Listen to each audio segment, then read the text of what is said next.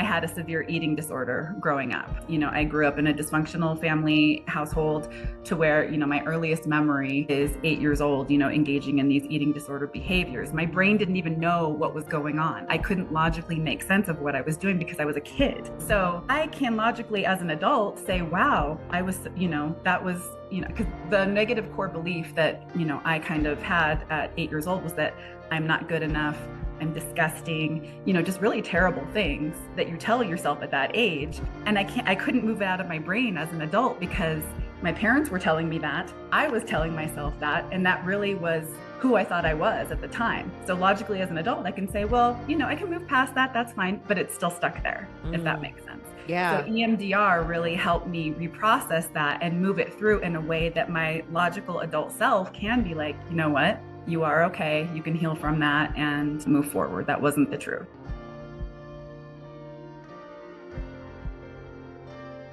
EMDR is really, would you say it's really specifically for trauma or anxiety or things? Does it like serve like certain types of conditions, I guess? Yeah, most of the time people do think of it as a trauma modality. And I think of it in that way too. I'm not too sure if anybody uses it for anything else because usually it is associated with such a distressing event or a distressing memory. And we have all levels of trauma. Even someone being humiliated in a public situation can be seen as a traumatic event if that person can't move past it. So yes, and I do think it's, traditional talk therapy has its place, but it can only get you so far. And I can attest to that because, I hate to say this as a therapist, but if you're just talking about something in your present that, you have like a fight with a coworker or, you're fighting with your spouse, well, talking it out with a therapist can only get you so far. You could do the same thing with a friend or a trusted family member and not have to pay that person,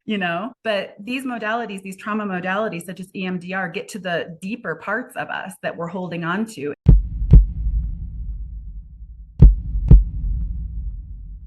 It depends on the level of trauma and, everybody is different. There are 8 phases of the actual EMDR therapy. And so it involves, history taking and, explaining the process, assessing for, like I said, if they're emotionally and physically stable, identifying a target, identifying that, and identifying the positive self-belief that you want to replace with that. And then you go through the whole process. That can take, one therapy session and then you have to end it in a safe way. So there's a way for a therapist to close the session, make sure that the client is emotionally stable and, ready to go home, And a lot of times I found when I was doing this with clients, it could take up to 3 to 6 sessions on one specific memory, depending on the severity of that.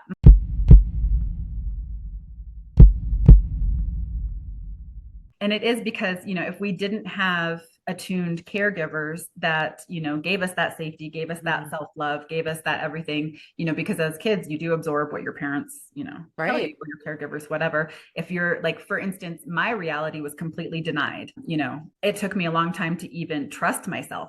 I had no self-trust because every time I said, well, what about this, and this, and brought it up. No, that didn't happen. Never happened, and as like, that's crazy making as a kid, because then you're like, well, but it did, but maybe I'm crazy. So the reparenting process for me was a lot of learning to trust myself again and, going slow and listening to my inner voice. And if I had a gut feeling about somebody or something, really going with that and trusting it instead of suppressing it, because that's how I adapted. Right. And that's how I survived for so long, is just repressing everything that made me me.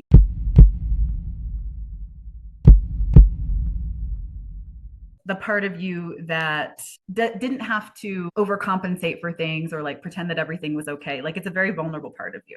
And so for a long time when I was doing therapy with clients, I could see it in them. I could see their wounded inner child. I could see, that child come out, and it was so hard for me to connect to mine. For some reason, I had a block. And then little by little, I started to kind of say, okay, so when, I'm kind of like, crying, because, I didn't get, what I wanted in this or like if I didn't do a good job on this client and then I go into my office and cry, that's not an adult reaction to that. That's a very like wounded inner child, like I'm not good enough reaction, if that makes sense. And so the purpose of inner child work is to have your adult self reparent that part of you that didn't get what they needed in childhood.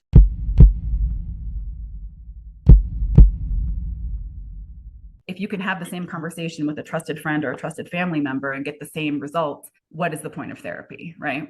So if you know that you have deeper stuff that you, let's say, you are like so mad at your spouse for something, like it just bothers you, but you don't know why.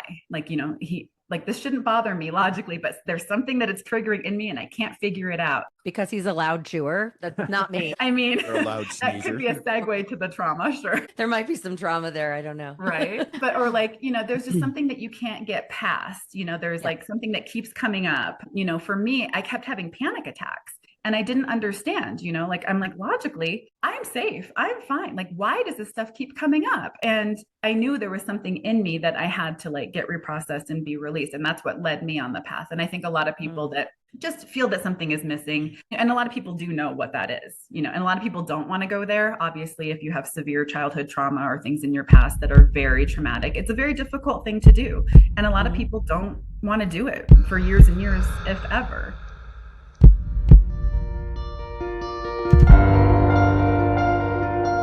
Thanks for joining us on the Healthcare Uprising. Make sure to hit those like and subscribe buttons before you go, and take a moment to think of a friend and hit that share button. You can find us on all the major audio platforms, and we've got video on YouTube and Patreon, patreon.com/healthcareuprising, if you want to watch us in action. You can also find us on social media on LinkedIn, Blue Sky, Instagram, and Facebook. Just search Healthcare Uprising to find us. And if you're a new company or a creator with a cool new product for the healthcare space, or if you're someone with a personal healthcare journey and you'd like to share it with us here at The Uprising, please email us at healthcareuprising@gmail.com, and we'll get back to you about coming on the show. That's all for this dose of Healthcare Uprising. Till the next time, keep looking for the good in the world, because sometimes it's where you least expect it.